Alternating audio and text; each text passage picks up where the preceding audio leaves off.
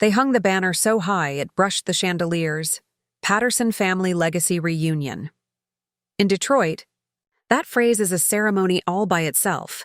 Polished marble floors, waiters in crisp gloves, and a crowd that speaks in last names. I rocked my 3-month-old Jamie against my shoulder and watched my husband, Noah, rehearse the speech that would crown him the evening's saint.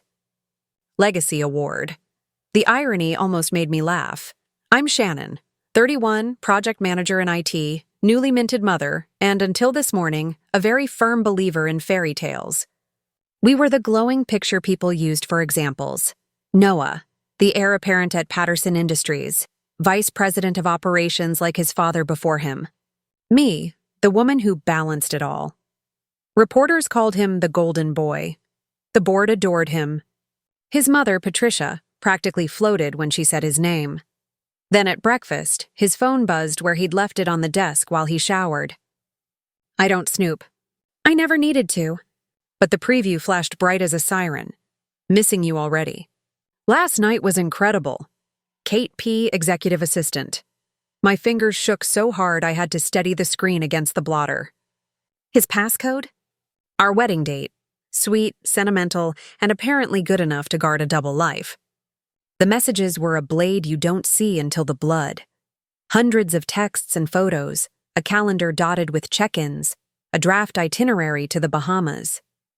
Kate Parker, newly hired assistant, newly installed wrecking ball, so I settled Jamie in her carrier, swaddled my heart tight, and came to the ballroom anyway. If Noah wanted a stage, he would get one. The hotel's conference suite was a cathedral of glass and technology, piped audio, a face-eating projector, and a brand new video conferencing system I'd read the manual for when they installed it last month.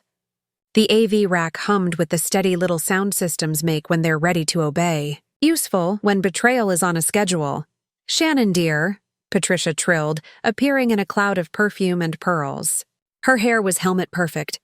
Her smile, society-trained. Is everything in order for Noah's moment? This award means the world to us. Almost, I said, tucking Jamie's blanket under her chin. Just one last technical check. She beamed like I'd personally polished the silver. We're so blessed to have you in the family. Blessed was one word for it. Across the room, Robert Patterson, the Robert Patterson, reviewed the introduction he'd deliver like a judge passing sentence. Family legacy, moral character, the bedrock of a name. Noah's sister Nicole adjusted the flowers. Cousins drifted to their seats. The clatter of ice in glasses and the murmur of old stories knitted together the background. And there was Noah, shaking hands with elderly aunts, practicing his humble smile. His phone buzzed in my palm. Kate, can't wait for our 10 a.m. check-in, handsome. I have a surprise for you, right on schedule.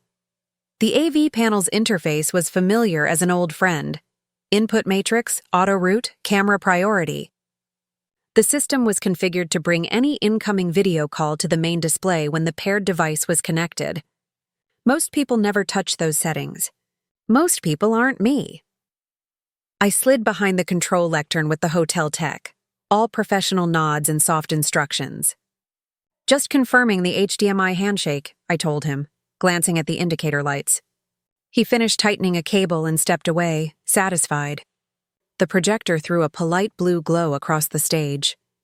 Noah strolled over, straightening his tie. Babe, you are a lifesaver. Want me to airdrop the slides? Even better, I said, a calm that didn't feel like mine settling over my bones. Hand me your phone. I'll connect it directly. Cleaner playback. He placed the device into my hand without a shadow of suspicion. That somehow hurt most of all. 5 minutes to showtime. Robert rehearsed his opening line under his breath. Patricia posed with Jamie for a photo, cooing about dimples and destiny. Noah adjusted the microphone and practiced a line about honoring our elders that trickled like oil. If I closed my eyes, we were the postcard version of ourselves. But the small green dot on the panel, online, linked waiting, told the truth. Everyone, please take your seats.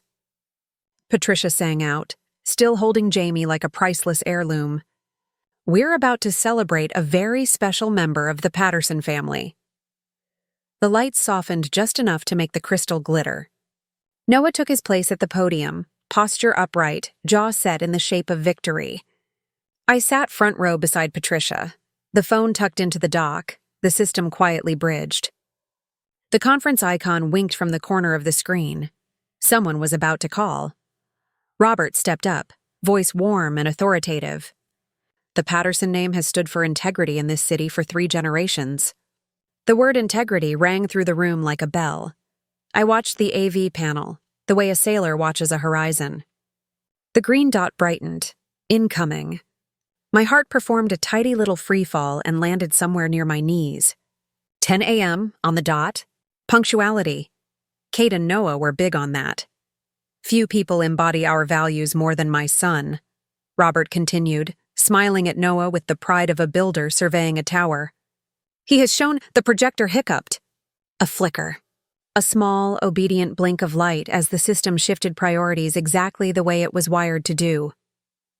Hey, Kate, I thought, fingertips resting on Jamie's tiny socked foot. Showtime. Noah's throat flexed as he reached for the first line of the acceptance speech that would christen him a legend. The conference system, but I folded my hands in my lap, breathed once, and kept my gaze on my husband's face.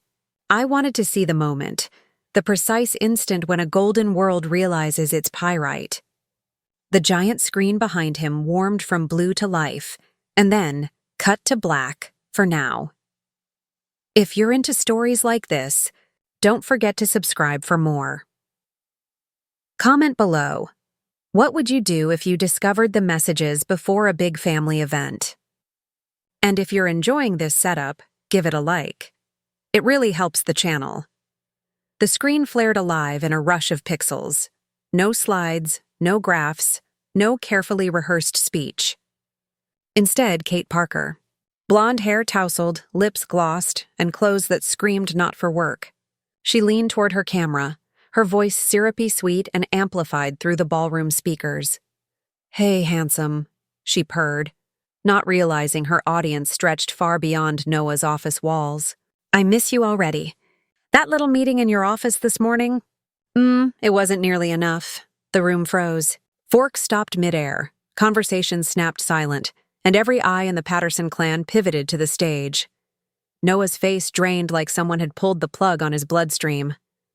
He spun toward the screen, then whipped back to me, wide-eyed, frantic. I just bounced Jamie gently on my knee, calm as glass. "Kate," he hissed under his breath. But the mic picked it up. She didn't hear him. She was too busy outlining their betrayal for every aunt, uncle, and investor to hear. "So, about our Bahamas trip, I've already looked at villas. Once you cut ties with your father's company, we'll have the freedom we've been planning for." She giggled. "I've even talked to a few of Patterson's clients. They're ready to jump ship the second you give the word." "Your wife's too busy with the baby to notice anything anyway." Gasps rippled across the room. Patricia's manicured hand shot to her mouth. Robert Patterson's jaw hardened to granite. The words hung heavy, poisonous, undeniable. "Noah," Patricia whispered, her voice breaking. "Kate, stop," Noah finally barked, stepping toward the camera. That's when she noticed it. The background. The podium. The sea of stunned relatives. And me sitting front row with Jamie in my lap. Her smile vanished. "Oh my God," she breathed. And then, click. The screen went black, but the silence stayed. A silence so sharp it cut the chandelier's glow into shards. Robert broke it first. His voice was ice. "My office, now." He didn't raise it. He didn't need to. The authority in his tone was decades in the making. "No, Dad, I can explain," Noah started, sweat beating at his temple. I stood, shifting Jamie's blanket higher. My voice was level, not loud. No need. Kate explained everything just fine. The murmurs swelled like a tide. Phones came out. Whispers darted across the room like sparks.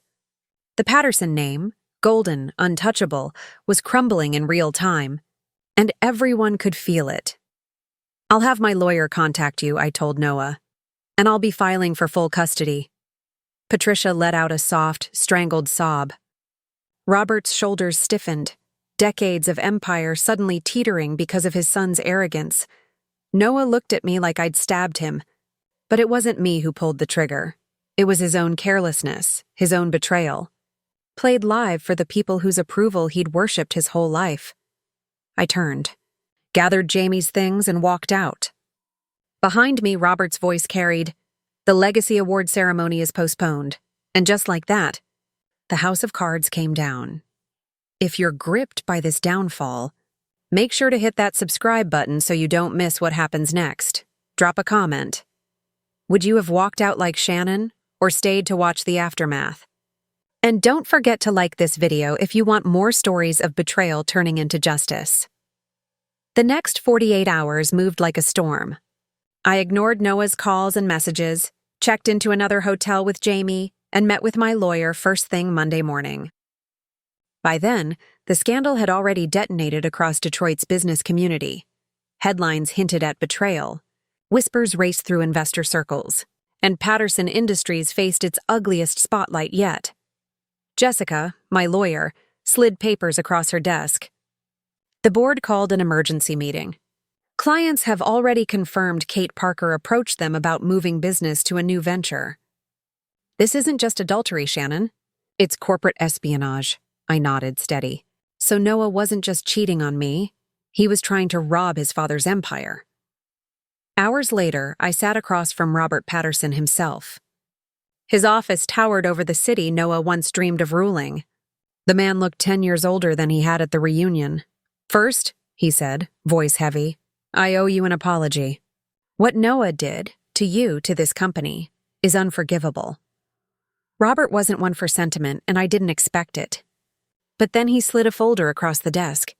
Inside, accounts, contracts, clients I had personally helped secure through my IT work. "They trust you, Shannon," Robert admitted. "Not Noah, not anymore. The board wants you here, as Chief Technology Officer. Effective immediately, and a seat on the board." For a moment, I just stared. The same company that once saw me as Noah's wife now wanted me to help rebuild its future. I thought of Jamie's tiny hands, of security, of turning betrayal into strength. "I'll need my lawyer to review," I said, "and full authority over my division." Robert's first real smile in days flickered across his face. "Already included. Unlike my son, I know real value when I see it. And so, with Noah's accounts frozen, Kate terminated, and a company in crisis, I stepped into a role Noah had never deserved." Weeks passed. Kate fled to Miami, only to be arrested trying to sell Patterson trade secrets. Noah, broke and desperate, tried sneaking into the building, only to be escorted out by security under the restraining order. The board voted to strip him of his shares at minimum value, per the ethics clause.